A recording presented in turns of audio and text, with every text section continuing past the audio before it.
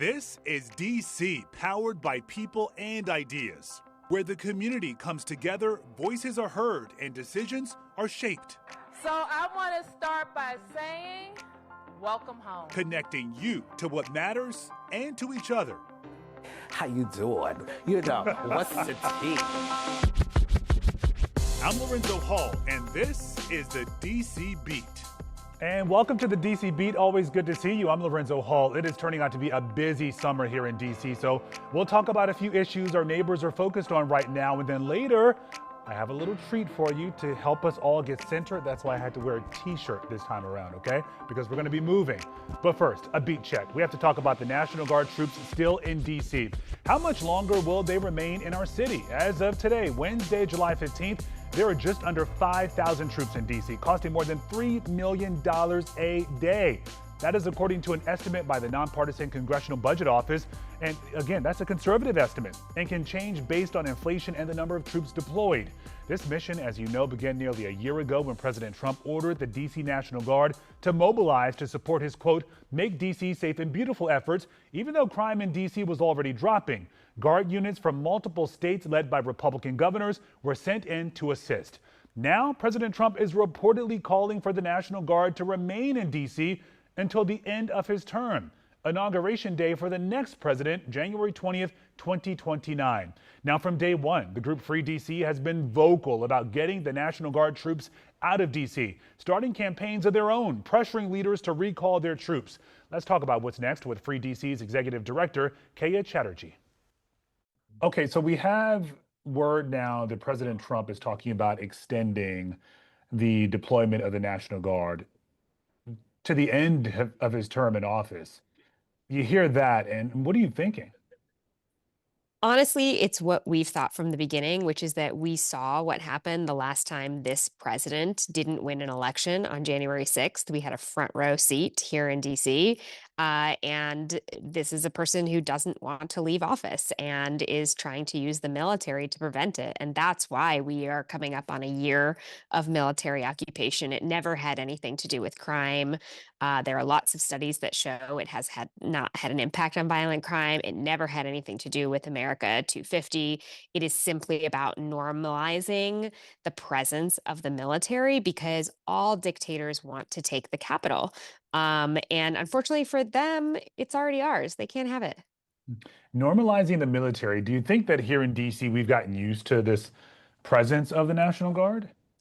Well, I think that a lot of people have gotten used to it. It really depends. I think for folks who are really involved with us at Free DC, we have created a political home for people who want to make sure that we are raising awareness about the dangers of having the U.S. military deployed to American cities. So we have the equivalent, I understand, of 8 battalions here in DC. You know, these are terms I've had to learn. We also have people who've been at 13th in Massachusetts, at Lincoln Park, and all over DC that have been banging pots and pans every single night for almost a year, raising awareness that this is actually not normal. This is not how democracies work. You don't have armed military doing presence patrol in neighborhoods. You know, we've had people see armed military in schools, in grocery stores, in libraries. Most of us have this experience now of seeing them anywhere. You might be walking into a cafe, walking out of a play, anywhere you go. And so I think, yes, for a lot of people, it has become normalized, and we hope more people choose to make Free DC their political home and be in community with people who don't find this to be normal and are getting trained up and understanding what are the levers of power that we have to fight back against this. So what are the levers of power? What can you do? We know that the mayor's power is limited in this case. So here we are. Yeah, I mean, well, one thing to understand is that we had over 5,000 troops here, actually. That's gone down a little bit. The reason it's gone down below 5,000 is actually because of a successful pressure campaign that we did. And so these National Guard, they are actually not run by Trump. The commanders in chief are the governors of the states that are sending the guard. And so, if you look on the left-hand arm of any of these guard, there's a patch there, and that indicates where they're coming from.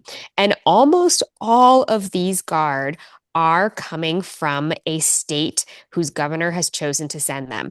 Some of those are Democratic governors. So just today, we sent a letter to Governor Green in Hawaii asking him to please remove his guard. We have successfully gotten a number of Democratic governors to remove their guard, including Governor Walz, Governor Moore, right here near home, and Governor Beshear, Governor Stein. And so we are still, putting pressure on those that remain, Governor Whitmer and Governor Green in particular, Governor Bryan also from the U.S. Virgin Islands. But also there's a lot of, frankly, there's elections coming up for governor. And so in some states like Georgia, almost a tenth of their entire National Guard is unavailable to them for emergencies. And they are here instead. And the people of Georgia are going to have a vote on whether they want to continue that kind of governance that gives in to the bullying that Trump has, the bribery that Trump engages in, and frankly, the way that they've been misleading these governors is alarming. They told these governors that they would only be used on the mall, these troops, and we know that that is not true. What do you say to people who, yes, we've seen these studies that show that the impact of the Guard here in DC has been minimal, but what about the folks who would argue it's really tough to gauge their impact because of what is not happening? Do you think that's an effective argument, or do you believe that, like these studies have said, Well, they're yeah, it's been a year, so we have a lot of data. So we know how much money we spend on different kinds of violence prevention and whether they pay off. A year, the most recent estimate is $3 million a day. And I think that honestly, to anyone who lives here and witnesses them, standing around in the metro station on a good day and on a bad day, assaulting an Olympian at the reflecting pool, assaulting a student, tackling people to the ground for playing the Imperial March at them. We've seen, quite a violent incident of them going onto private property of Anna King, a veteran, and assaulting her. So they're both doing nothing and attacking people. And of course, we saw in Memphis, Tennessee, a National Guard member shoot and kill a young man. And so we know that they're not doing very much to prevent violence, but I think also importantly, we see the violence they are perpetrating. It is on camera, it is in front of our eyes. It's not what's happening all day, every day, but it is what is happening. Now, we did reach out to the White House and we are still waiting to hear back. Now, a lot of our neighbors are sounding off about changes at the Wilson building. The D.C. Council is officially on summer recess. But before the break, at-large council member Donnie Crawford, whom you see there, cleaned out her office to make room for Alyssa Silverman. Crawford was appointed after Kenya McDuffie decided to step down to run for mayor. She worked in his office. Now, as for Silverman, she held this seat before but lost her re-election to Kenya McDuffie, who decided to jump in the race after he was disqualified from running for Attorney General back in 2022. Well, now Silverman is heading back to finish his term through the end of this year, and then she's running for a full term in November. Chairman Phil Mendelson is going to be administering the oath as I put my hand likely on a Bible and make some very brief remarks. And then we head to my new office, which is Suite 102 at the John A. Wilson Building, for food, drinks, merriment, conversation about how we make a better DC for all. Now, our neighbors are also sounding off about the rats. They were front and center for more than 5 hours during a D.C. council hearing earlier this week. Now, D.C. is still trying to figure out how to keep the rat population from growing, but also keep people, pets, and wildlife safe. D.C. council member Christina Henderson is concerned about the use of rodenticides, a pesticide used to kill rats, being applied by people who aren't trained. She says in the past year, 12 children were hospitalized in D.C. because of exposure to this poison. Also, the permanent juvenile curfew law takes effect tomorrow, July 16th, to prevent those so-called teen takeovers. This will allow the police chief to establish curfew zones like we've seen in Navy Yard, U Street, and the Wharf, starting as early as 8 p.m. without the mayor's emergency declaration. It applies to those 17 and under. And also, I should point out, this law sunsets in 2028. All right, when we come back, breathe in, breathe out. We're going to catch up with DC yogi Stefan Bradbury, who's taking on a new adventure to change lives.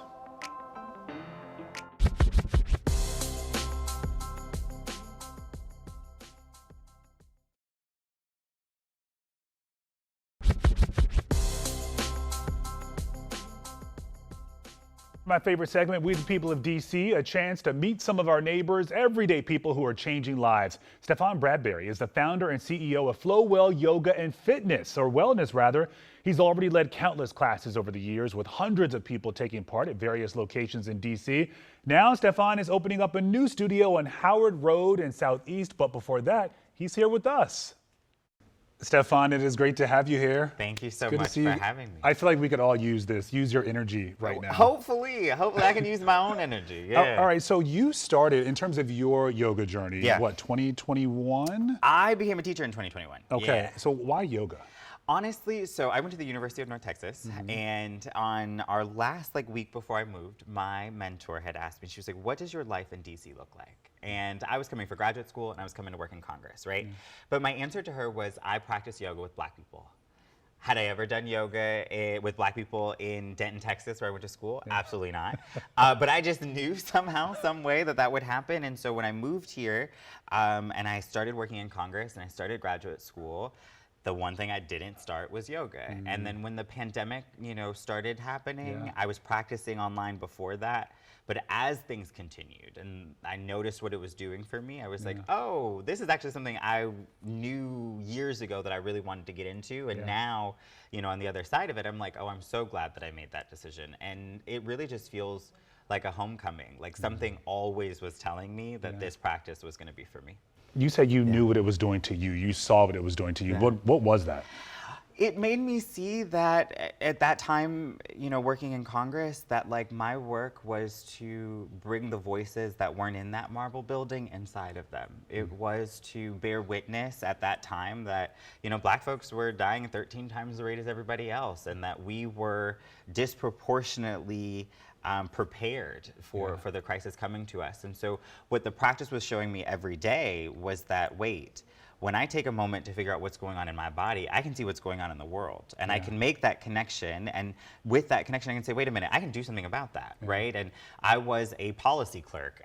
Was I making decisions? No. But was people hearing my voice? Absolutely. And so that's why I was like, okay, maybe Congress isn't for me. Maybe I need to go out and be with the people, right? And so I did, but it slowed me down. It got me into myself. It made me embodied. Okay, so I mean, when it comes to yoga, I feel like you have people who will say, I love it. No, I'm not going to give that a try. It's not for me. But usually those are the people who haven't even tried it. Correct. So what is it about yoga? How does it change your life outside of the physical sense? The writer Cole Arthur Riley has said, a disembodied people can never be free. And for me, being, a descendant of people who by hook or crook have figured it out, what embodiment meant is that I got to know something about myself. And I think about the people that I come from who weren't going to meditation or going to yoga classes, but instead paced their kitchen floors, and they silently prayed while standing over the kitchen sink. And it made me see that embodiment was just I know that when I close my eyes, it's my eyes that I'm closing, right? It's not the world's eyes. And so that's what it does. And for the people who say I can't do this or I can't see myself in it, yoga is just to bring together, right? If I'm just standing here we're doing yoga right now, right? If for the people at home that are watching this is yoga? This is yoga. This is yoga. Okay, look at that. That's simple. And you're doing it already. It's already incorporated into your life. So maybe we don't call it that. Maybe it's just my life and my living. That's all I'm doing. I'm just living my life, right? But the practice that we're trying to get people connected to is, I don't want you to be fit, I want you to be well. I want you to be well resources. I want you to be strong in your body, sturdy in your soul. And that's the connection that we're making with people. And I think that's why we're over 9,000 strong, because it's not this like good vibes only yoga that you can find, that you find in places where they want you to clear your mind. Don't think about the world. Exactly. Escape. This slow and slurine music, you know what I'm saying? All that stuff. No, we turn up the music, how we laugh and we have a good time, because that's the reality of our lives. You know what I'm saying? I want to confront it, but it's not misery every second of every day. So we're not separating. We're not leaving all that at the door, which is fascinating because you always hear that, whether it's yoga or some other fitness class. Yeah, it's leave like, it at leave the it door. all at the door. I can't. So why not? Like, what does that do when you bring it to that space in terms of yoga? Yeah. You confront it. You confront it, okay. So you have to confront it. You have to. Yeah. I mean, it's one of those things where, like, if you, after a while, get into a situation where all you do is run away, your body will never know what it's capable of doing. And what we're saying is that when you confront the world, we can tackle and change the world, right? And we're seeing how the world imprints on us, how all of the things that are happening, I call it the schemes and schisms that pull us apart, right? Like, once you start practicing and you see that you're holy and sacred, the person next to you has to be holy and sacred. And if we're sacred, then the people out there are sacred. And that means I got to do something to protect their sacredness, and the world can't go on as it is. And that's what we're trying to get people to change. No, you're changing lives. Yeah. Lots of lives. Is that why you opened in the Bridge District? Was that intentional in terms of that space, or? Yeah, Okay. I will say that it's spirit. Lindsay Morton at Red Brick has been absolutely phenomenal. Both of us lost our grandmothers at the start of January, and I didn't want another studio after being in Union Market. I didn't want to do this. The last conversation I had with my grandmother was, this opportunity is here. I think I may do it, but I don't want all the... She said, well, I don't care. You know what you got to do. You know, you and God have made a decision, and you need to go out and do that thing. And so Bridge District is I think, the manifestation of lots of people's prayers, and we're going directly to where the people are. You know, we're going to the folks who have been, I think, maybe written off or disregarded. You know, I'm going directly to you, and I'm letting you know that this practice that has been around for 2,000 plus years is a practice that could meet us in this moment and can transform our lives. I love it. Okay, so let's bring in some of my classmates. We have, did I lose Joe? No, I still have my Joe here. I have Amber. You're going to show us a couple moves. I guess we're going to have a mini class here. Even though we already did yoga apparently for the last 6 or 7 minutes. Is yoga, we'll elevate it a little bit. So how do are we fine where we are? You good? We are. Come on in class, Amber. Welcome. All right. So what do we do? How do we start? Okay. Let's say that our big toes touch. The big toes touch so much that you can press down and soften in the shoulders. Maybe the gaze goes below the nose, or maybe you close the eyes altogether. Inhale, get really long in the spine, so someone's pulling a string through it. Exhale, let it go. One more time, inhale. Exhale, let it go. All right, inhale, send the fingers overhead. Chase the gaze with the fingers. Exhale, bend the knees, touch down. Okay. But bend the knees a lot. Some of us are going to interlock the elbows, and maybe you sway side to side, right? But the consistent thing is that the crown is down towards the earth, or towards the cement here in the studio. We're here for 3. Bend the knees even more. Take some pressure off the low back. 2. Whoa. Yes, and 1. Inhale, straighten the legs, bring the palms to the shins and the shoulders behind the ears. Inhale, making a figure 7 with the body. Exhale, bend the knees a little less as you fold. Inhale, reach things up overhead. As you exhale, cactus the elbows, press the pelvis forward, open the chest. Inhale, reach it up. Exhale, bend the knees, touch it down. One more time. Y'all hanging in there? Y'all good? Inhale to halfway. Exhale, you fold. Inhale, reach it up overhead. Exhale, palms to prayer, bring things to center. Maybe you soften the gaze or close the eyes. Yeah, and bring the palms to your side, shake it out, let it go. We start all of our classes that way because I want people to know that, like, you ain't got to do too much, right? Like, if that's what you want it to be for the whole class, it can be. Or you can go on the journey with us the rest of the class. That's awesome. How'd that feel? You feel great? Yeah. You feel good? Okay, good. Stefan, Thank you. Thank you so much Thank for being you. here with us. Check out Flowwell Yoga and Wellness in the Bridge District, opening soon. Soon. Very soon. Soon. Yes. All right, stay with us. Up next, we're going to keep moving with the DMV Jump Club.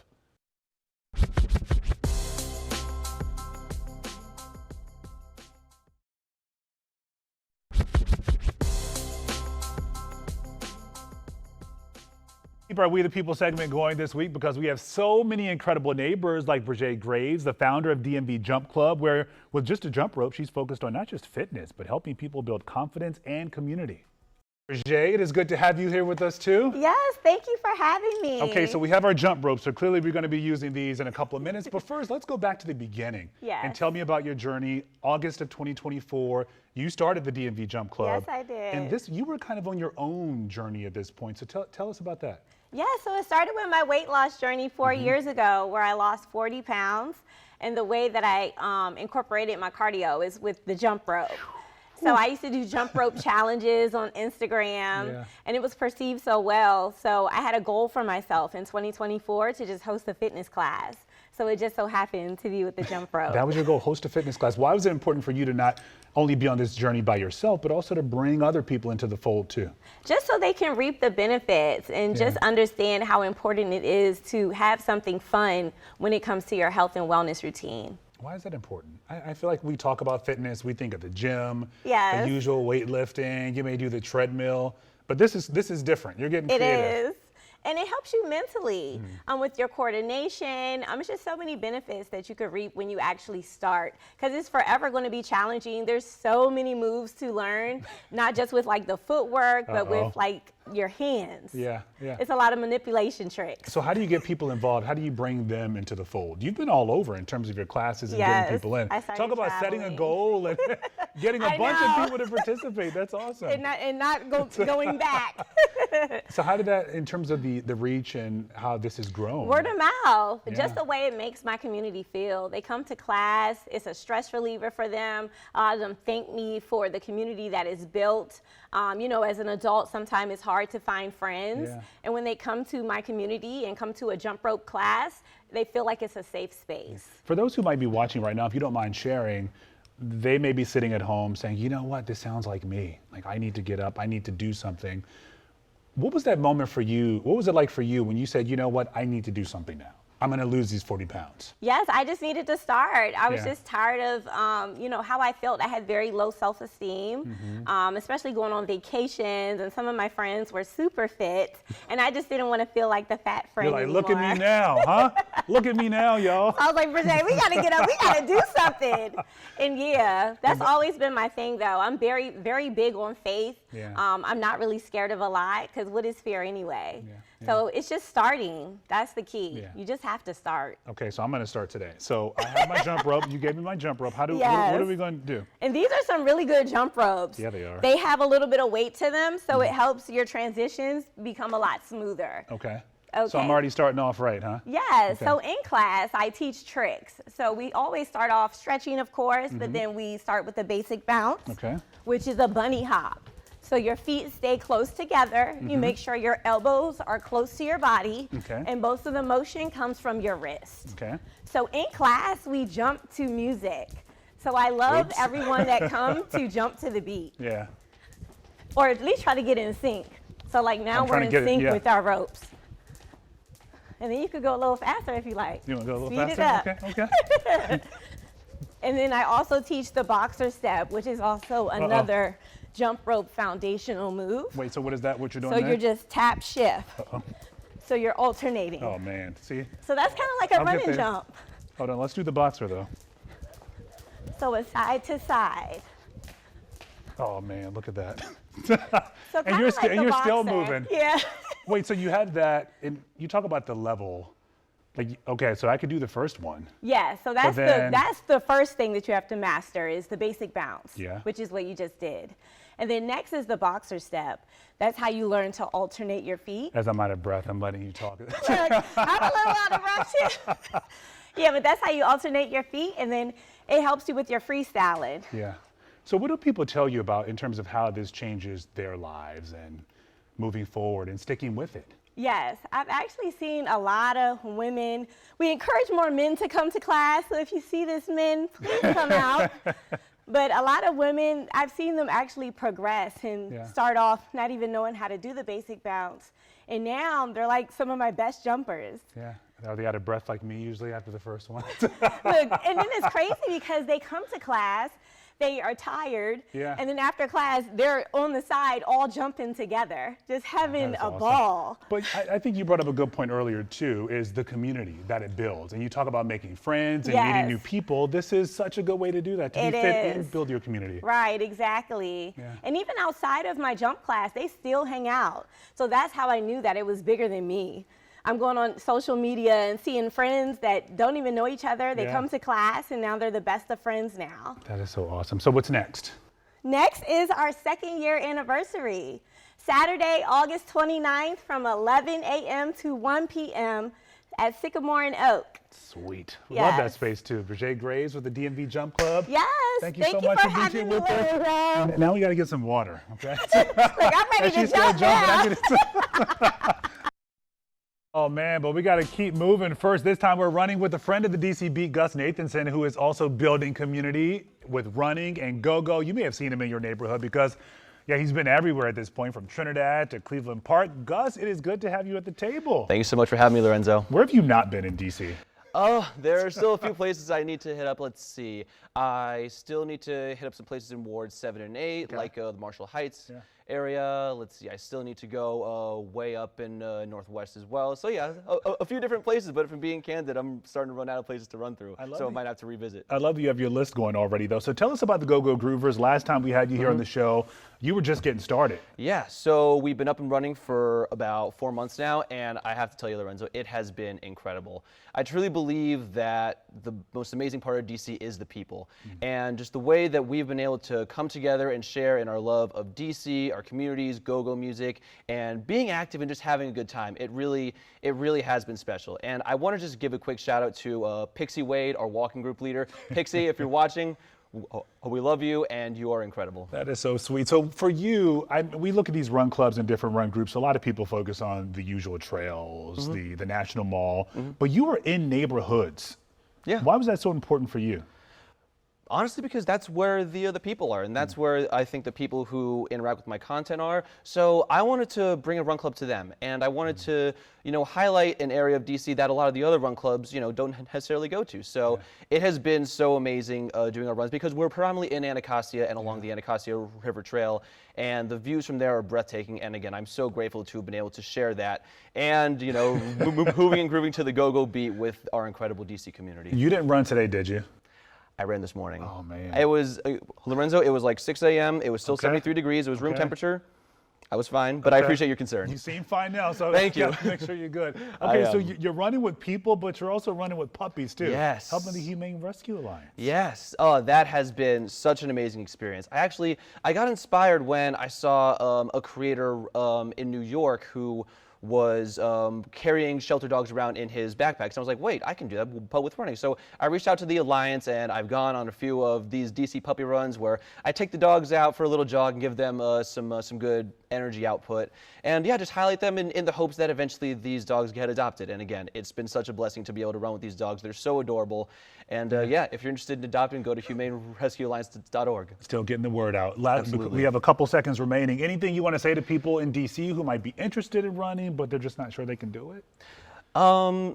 Yeah, just go for it. I think running or walking or just being active, it's one of the best things you can do for yourself. It's one of the best things you can do to create community, and it is something that I would truly recommend. So whether you're running, whether you're walking, whether you're jumping rope like we saw in the last segment, just do it. And I guarantee you the community you'll build and the feeling, the positivity that you'll get, you won't regret it. Awesome. Gus, you're great. Thank you so much, Appreciate Lorenzo. you for what you do. Absolutely appreciate you as well. Really quickly, you got to end on a high note. We got to give a big shout out to our producer, Angel, who is getting married to the love of her life this weekend, Brett. We love you, Angel. We love you, Brett. Thank you so much for being here for this edition of the DC Beat. We'll see you soon.